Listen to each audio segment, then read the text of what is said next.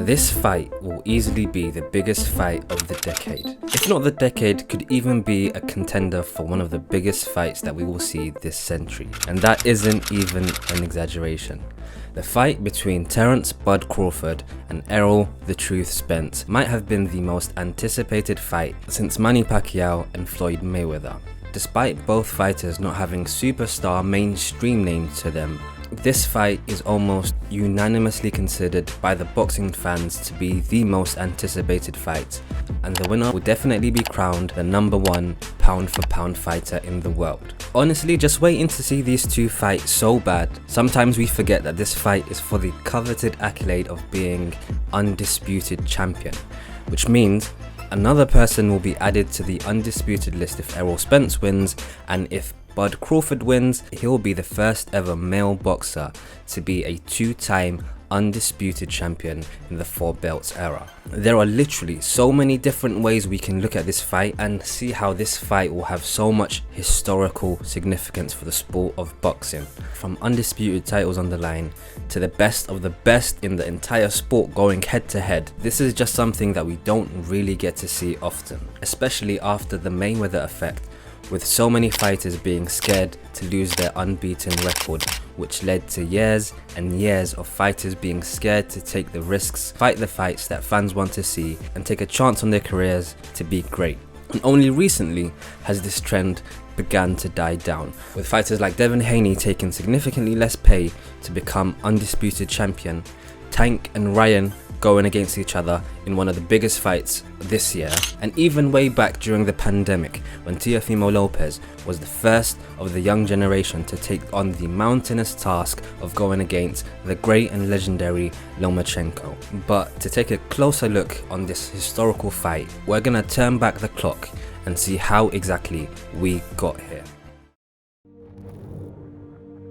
Errol Spence Jr., who was born on March 3rd, 1990 in Long Island, New York. However, he moved to the state of Texas at a young age and lived the majority of his life over there. Errol Spence comes from a mixed heritage family with Jamaican descent from his father's side and African American descent from his mother's side. During his early years, Errol Spence developed a passion for American football and exhibited remarkable talent. However, Errol Spence's father, a huge boxing enthusiast, once saw his son slap fighting with his friends and saw the potential in his son. Just 2 weeks after his first training session, the young Spence participated in boxing tournaments and defeated boxers with significantly more experience than him, and began competing at the age of 15, and then went on to have an amateur career of 135 wins and 12 defeats, with Errol having notable achievements in his amateur career, being a 3-time USA national champion and being a Golden Glove champion in 2009. Errol Spence's amateur success earned him a spot in the London 2012 Olympics, representing the United States. However,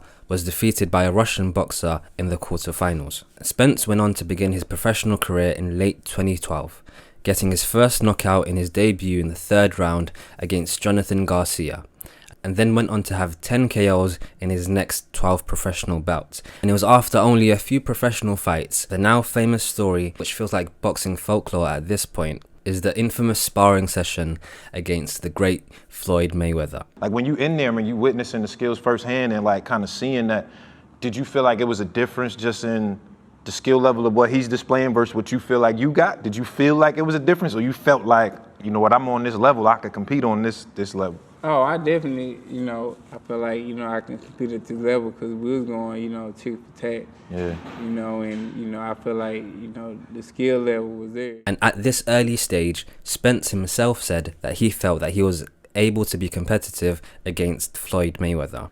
Spence then went on to face progressively tougher and tougher opponents and eventually became the ESPN Prospect of the Year in 2015, and eventually had his first world title fight in Sheffield, England against the notable welterweight Kell Brook for the IBF world title in 2017. The fight started with both fighters showing their skills and trading punches. Kell Brook initially had success using his jab and counter-punching ability to land clean shots on Errol Spence. However, As the fight progressed, Spence's relentless pressure and power started taking a toll on Kell Brook. And with Kell Brook recently coming off a huge injury against Triple G, the pressure that Spence put on him really put a toll on Kell Brook's body, which eventually led to Errol Spence getting his first ever world title. And the next world title opportunity that Spence had was for the WBC world title against the great Shawn Porter, who is widely accepted as of current date to have fought all of the best welterweights in his career, and again I feel might be one of the personalities in boxing that might not necessarily have been given the flowers that they deserved during their career. With Shawn Porter's aggressive swarming style, you can be sure that this was going to be a barnyard fight from start to finish, with a career high punches taken from Errol Spence. And watching it back recently, it was a very back and forth competitive fight, with Spence being in more than one uncomfortable position during the fight, and the entire fight basically being decided by one single punch. And now with Spence becoming a 2-world champion, things couldn't have been looking any better for him. A violent crash overnight as a Ferrari flipped on a Dallas street. In that car was Errol Spence Jr. Well, this video is just plain frightening. Boxer Errol Spence Jr. flipped his car in downtown Dallas, and we found out tonight not only did he live through all this, the world champ didn't even break a bone. I'm in my Ferrari driving, and I really don't know what happened. I don't remember that night.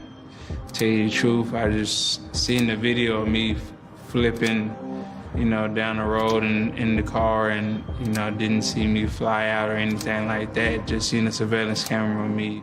Bit by bit, slowly inching his way back to being able to do daily activities, and eventually went back to boxing, making his comeback fight against Danny Swift Garcia, which, to have as your first fight after such a tragic car accident, is a crazy feat in of itself. To see Spence come back to fight basically almost business as usual against a very solid welterweight competitor was a remarkable feat. And then having his eyes locked onto the next world title. He's hurt. And you up there, you can't see. Junior. The infamous video between Errol Spence and Terence Crawford meeting up that got everyone hyped up for the fight between the two, with one of the few times that we the fans got to see both of them open up and show their true personalities. Fat, nigga, that's what you is. I'm not fat. Fat. I'm not fat, boss. That's fat. It don't matter. Yeah, Hey, it don't matter. It don't matter. Grab it again, son. Grab it How I again. look at the weigh-in, though? Grab it again. How I look at the weigh-in, We talking about now. How I look at the weigh-in, But you though? talking With about most people seeing this fight as a 50-50, with Errol's push the pressure fighting style, where he breaks people down, and with Crawford's amazing counter-punch ability and his amazing ability to adapt to different fighters, I honestly, just as a fan of boxing, can't wait for this fight to happen so we can finally see what I think we can all agree is going to be the best fight of this generation.